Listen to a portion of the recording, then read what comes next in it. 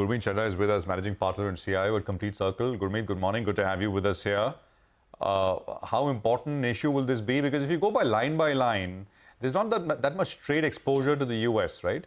But Neelkant was with us yesterday. He said that if reciprocal tariffs are imposed, it reduces India's exports by about $7 to $8 billion. That is his estimate. And he said that number will also be lower now because the budget has done some stuff already. So how should one look at this? Because that's the dominant news driver, at least right now. So, Prashant, good morning. If you look at steel and aluminium, steel, it's about a little less than 2 billion.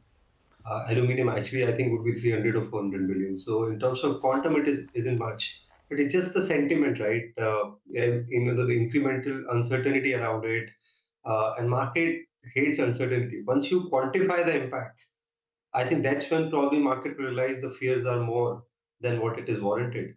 And I think the bigger issue for the market, other than these tariffs and obviously strong dollar, which has led to outflows across emerging markets. If you see, Taiwan, you see Korea, you see most markets, there has been an outflow. I think it's this earning downgrade cycle in India, and I think that combination is what led to very sharp volatility rather than just the dollars or the tariff issue, because other markets were actually up yesterday, if you see.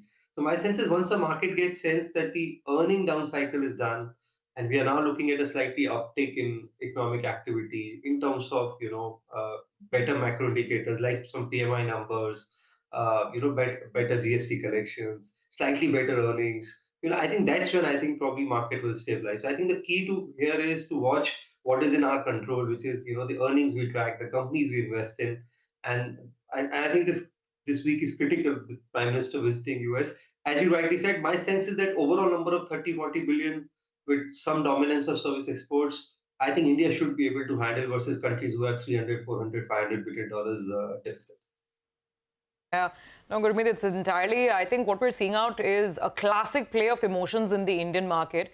I remember earnings seasons where horrible numbers were coming and we would say, the market would say that look through it, this was a bad quarter, next quarter is better. So buy up the stock, bid up the stock. And now the reverse is happening, right? Because you're suddenly concerned about valuations, suddenly concerned about, a lot of other things beyond the immediate growth. Gurmeet, I don't know if you managed to hear or catch a bit of this conversation with Galaxy just a while back. So sluggish, right? It's just been a washout year for many of these companies.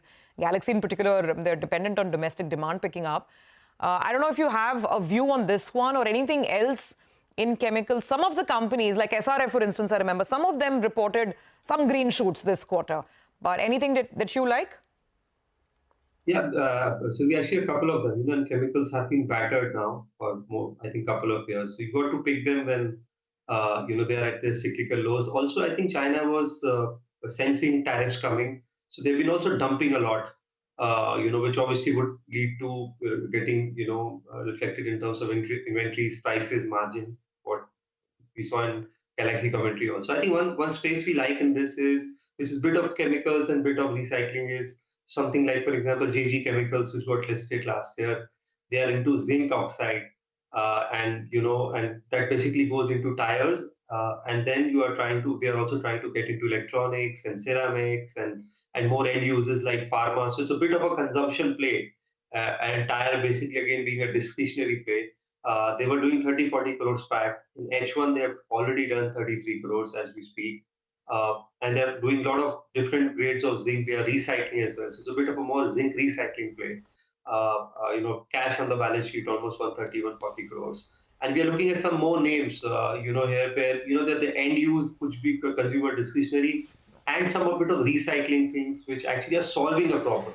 So, solving an issue like, for example, water not being clean, desalination. You're solving an issue like air purification. You're solving issues like plastic recycling. So I think that space looks very, very interesting. Valuations have become very reasonable. And when you don't expect anything is the time, the sector tends to do well. Okay, all right. Hi, Gurmeet. Good morning. Good to see you. When, our Prime Minister is going to be meeting the US President. There's plenty of optimism out there that there's going to be some kind of, some kind of good news that could come out from them. Defense companies could be in focus. Anything you like from that space? So Nigel, if you see, when Defense Secretary interacted with the CNBC team, and Shirin last week. He spoke about doubling the defense orders to more than 2 lakh crores. Last year was 1.2 lakh crores. So, something obviously is coming there. So I think energy and defense would be in focus because that's something, India would focus on. And, we also reduced some of the duties during the budget, which included, commodities, steel, etc., and the battery and EV ecosystem and electronics as well. So my sense is something may come related to fighter jets, and HAL could be in focus. Also, the availability of engines has dented that, and 60% of the revenue actually comes from maintenance and servicing, which gives a bit of a more stability to HAL versus some of the other names where businesses are very lumpy. You may not have too many deliveries of ships, let's say next quarter, but in HAL, in that case, there'll be some continuity. Also, I think France visit is important. Something may come up on Pinaka rockets. They've shown interest in the past. Pinaka rockets, especially the guided one, the cost of procurement for France is 1/3 of the existing, artillery they use. And the nature of warfare has changed. So I'll be very keen on looking at some of the names like Solar Industries, HAL, and also a lot of correction, Nigel, in these stocks. Look at Zen Technology. Look at some of the main names which were, very, very liked by the market. So that those could be, in focus. Nigel's talking about good news coming from the US president and, the Indian Prime Minister's meeting. I'm just hoping there's no bad news. These days, if there's no bad news, it's good news. As long as they don't come back, absolutely locked in a heated debate and battle, and because there's a lot at stake. There's a lot at stake, right? When the India indigenization program has been going so strong, and so that's what I'm saying. My expectations are lower. Prashant was telling us this about, I think, 2 weeks back. Lower your expectations, lower your expectations. Mine are fully lowered now, I can say. Secret to happiness. All right, okay. Gurmeet, thank you very much for joining us. Appreciate your time here on CNBC TV 18. I'll talk to you soon again. Take a